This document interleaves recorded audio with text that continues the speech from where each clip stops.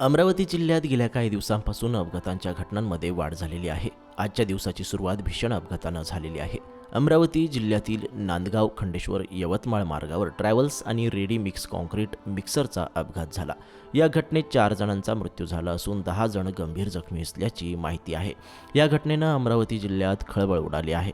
घटनास्थळी मोठ्या प्रमाणावर स्थानिकांनी गर्दी केली होती. मिळालेल्या माहितीनुसार अमरावती येथील कबड्डीपटू हे यवतमाळ येथील सुरू असलेल्या एका स्पर्धेसाठी ट्रॅव्हल्सने निघाले होते. नांदगाव खंडेश्वर मार्गे यवतमाळला जात असताना समोरून येणाऱ्या कॉन्क्रीट मिक्सर ट्रकने पिवळ्या रंगाच्या ट्रॅव्हल्सला समोरासमोर जबर धडक दिली. या धडकेमुळे ट्रॅव्हल्सचा भीषण अपघात घडून आला. प्राथमिक माहितीच्या आधारे या अपघातात 4 कबड्डीपटूंचा घटनास्थळीच मृत्यू झाला असल्याची माहिती समोर येत आहे. 10 कबड्डीपटूंना परिसरातील ग्रामीण रुग्णालयात उपचारासाठी दाखल करण्यात आले आहे.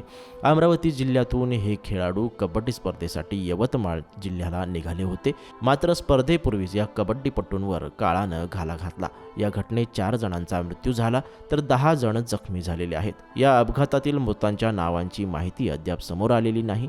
रेडी मिक्स कॉन्क्रीट मिक्सरच्या धडकेनं हा भीषण अपघात झाल्याची प्राथमिक माहिती समोर आली आहे.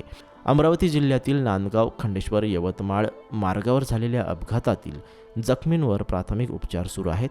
कबड्डी स्पर्धेला पोहोचण्यापूर्वीच हा मोठा अपघात घडला.